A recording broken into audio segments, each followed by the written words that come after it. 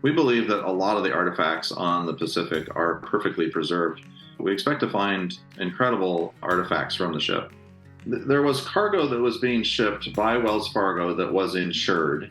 We are in negotiations with the underwriters of that cargo to work out a financial arrangement where they get their piece and we get our piece. That amount of gold was $78,000. It was being shipped in 1875. It was gold bars, gold coins, and gold dust. There's speculation that there was more on the ship, but we'll answer that question, I guess, when we dig into the ship and find out what is there. I'm Peter McCully. On this edition of Today in BC, an update on the recovery of the SS Pacific. Almost 150 years ago, the Pacific left British Columbia on its way to San Francisco and sank off the coast of Washington state, with only 2 survivors aboard and a cargo that could contain as much as 200 pounds of gold. Jeff Hummel updates the salvage efforts for us on this edition of Today in BC.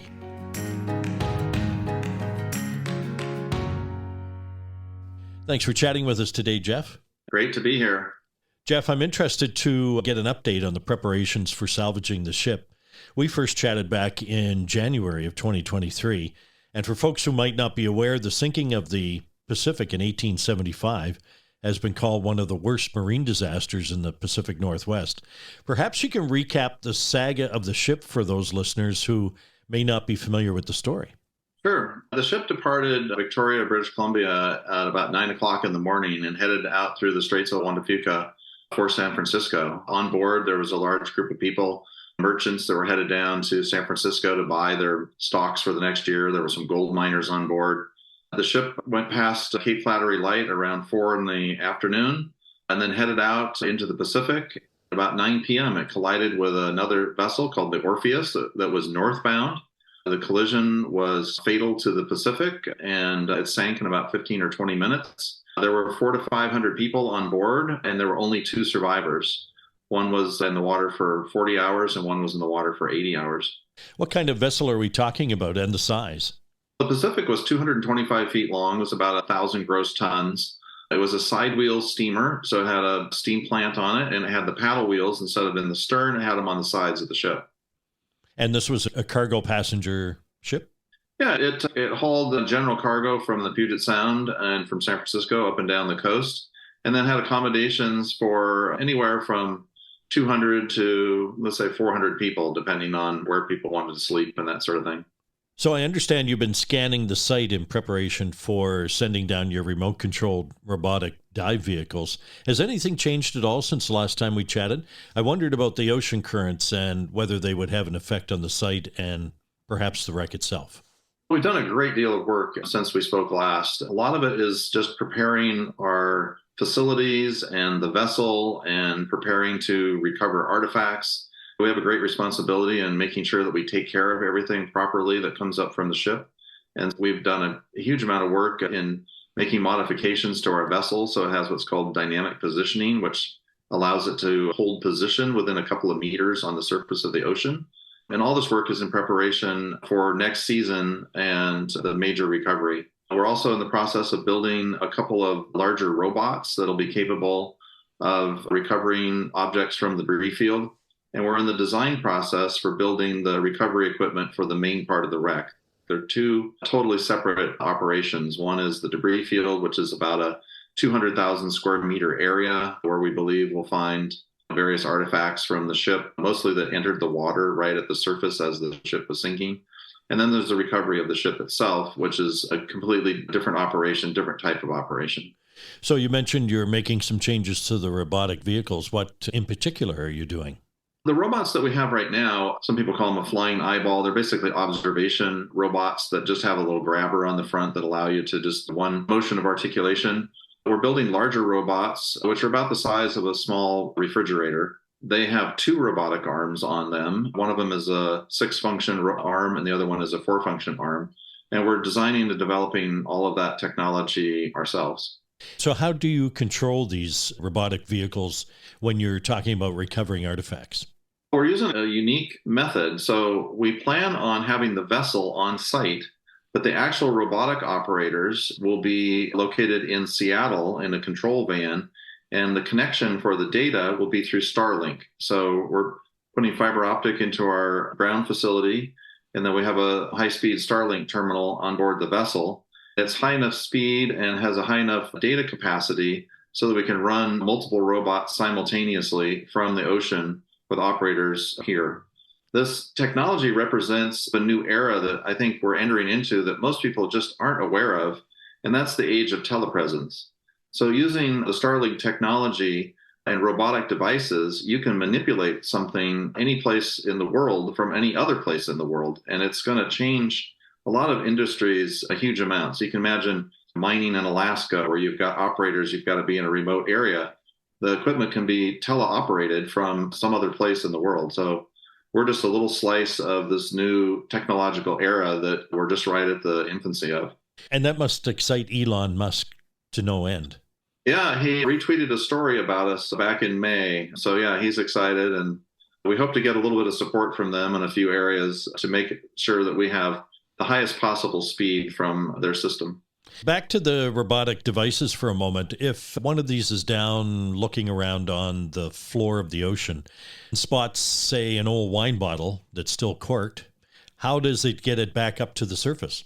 At this point of the survey, we probably would just leave it there because we would mark the location.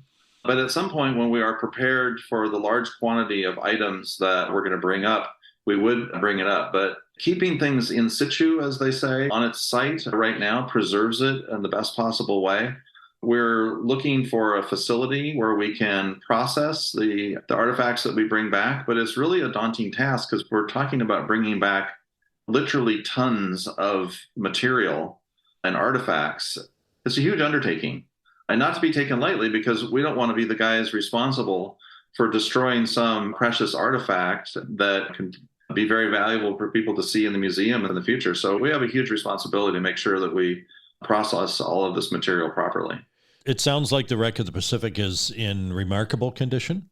The exact nature of the ship we haven't revealed yet, but I'll just say a little teaser out there that it's on the level of a ship that was found in Sweden called the Vasa, or another ship called the SS Arabia, which was found in the Mississippi River, sank in the 1840s, and the artifacts on there were perfectly preserved.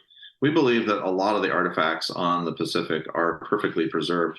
We expect to find things made of wool, things made of leather, potentially paper, preserved food. So if things were in glass containers with a cork or a wax seal on them and they were filled with fluid, they could be completely, perfectly preserved. So we expect to find incredible artifacts from the ship. Is there any technology, Jeff, that detects gold, or will any discoveries have to be made by simply viewing a camera? There isn't anything that will discriminate specifically on gold. There's two types of metal detection capabilities. You can either detect ferrous objects or non-ferrous objects. A vessel like this has a lot of non-ferrous objects which are not gold. But certainly there is gold in the debris field and there's gold on the ship. At today's prices, if there was 200 pounds of gold on board the Pacific, that would probably be worth about $6 million. What do you know about the cargo aboard and whether there was that much gold aboard or maybe even more? That brings up an interesting aspect of the ship. There was cargo that was being shipped by Wells Fargo that was insured.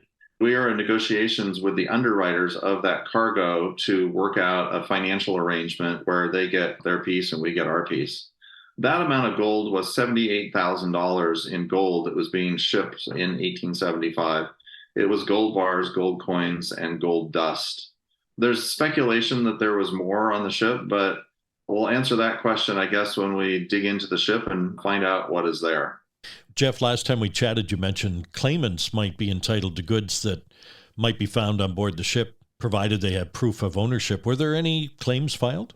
Yeah, actually there were. There's been 3 different claims that have been filed in the court process. The court process is basically, it's probate. So we found the ship, and there's people that say, hey, I might have an interest in that ship. They come to the court and they have to prove that they have an interest in the ship. So we had 3 people come forward. One of them was a descendant of S.P. Moody, and they have subsequently dropped out of the lawsuit. They were, I think, related to the uncle of S.P. Moody, and so they didn't qualify as a descendant. And then the other 2 are related to the underwriters, and then another one is related to Francis Garichet, who is the Wells Fargo agent on board. And those processes are moving through the court process. And the court process basically says, what evidence do you have to support your claim? And then what is the value of your claim? It's not really a contentious sort of procedure. It's just more seeking the truth of the situation. You also mentioned you would update us on tracking down the underwriters and or the owners of the Pacific. It was 150 years ago, so one would assume that the title had changed hands a few times as companies come and go. Yeah, it's an amazing process to dig through all this. So the original owners of the ship were Goodall, Nelson, and Perkins. And we've been able to track through corporate records from Goodall, Nelson, and Perkins all the way up to a modern company which owns the rights to the ship.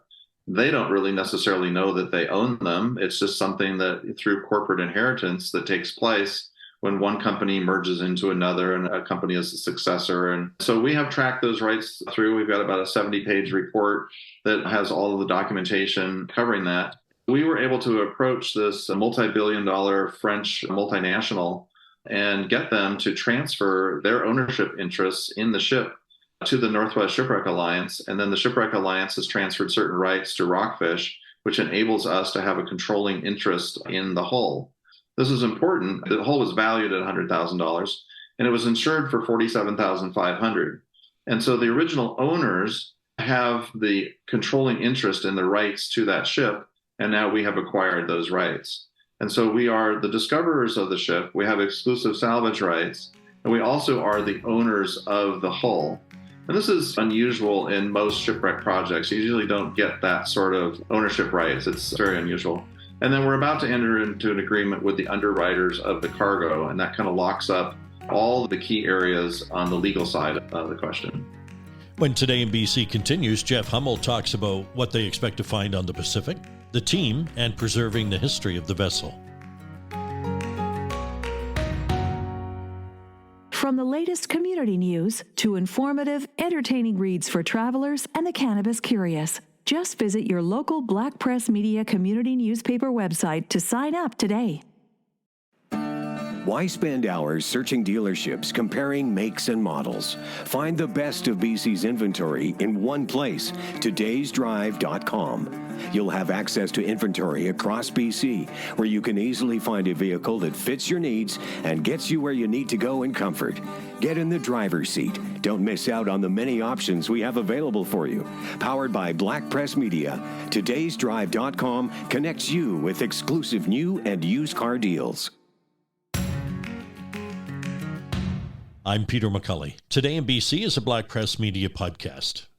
Jeff, you talked about some of the items that you hope to find as you proceed with the recovery operations, and the wreck you mentioned is in pretty good condition. Are there any other items that you might keep your eye peeled for?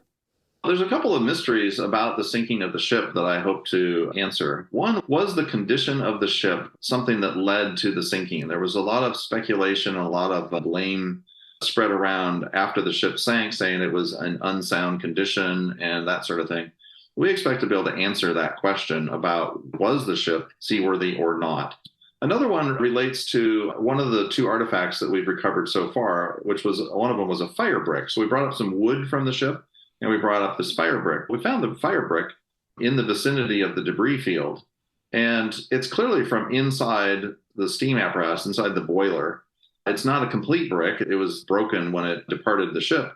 And the question is, how big was the explosion? What sort of impact did that have on the sinking of the ship?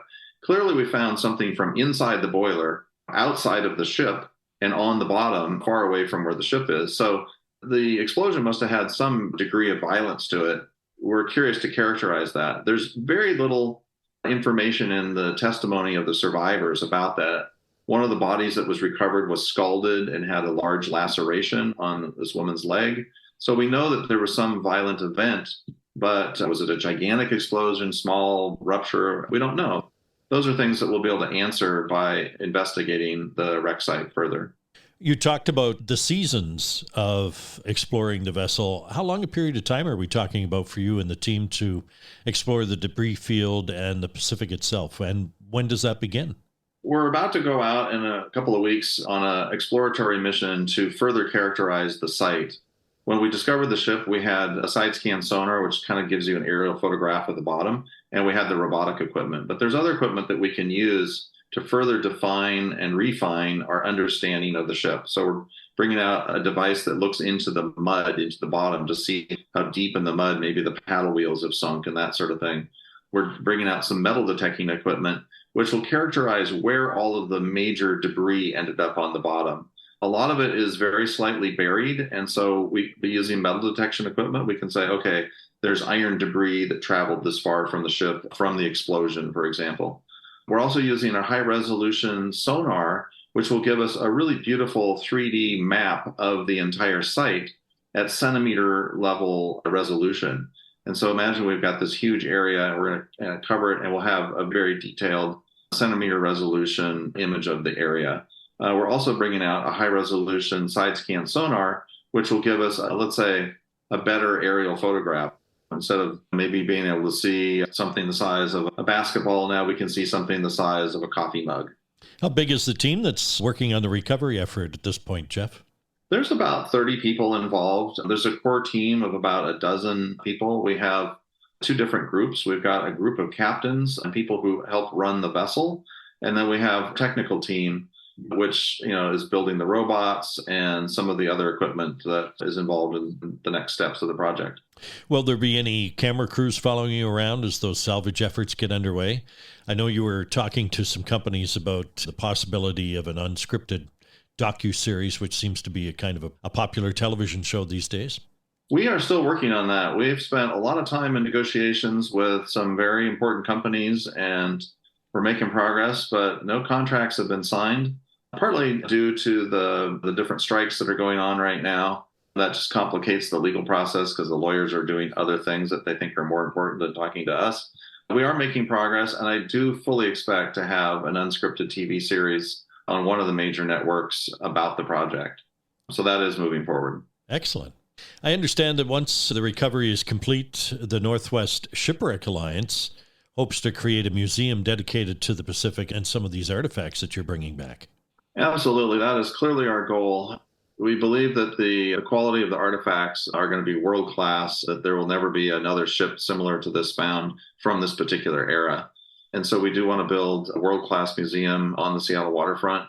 We've had meetings with the mayor and different people to talk about that, and it's an ongoing process. It's a huge undertaking. We expect the budget to build a museum to be around $200 million, and we're a nonprofit, so that money has to come from other sources. We are fully engaged in that process. It's very challenging.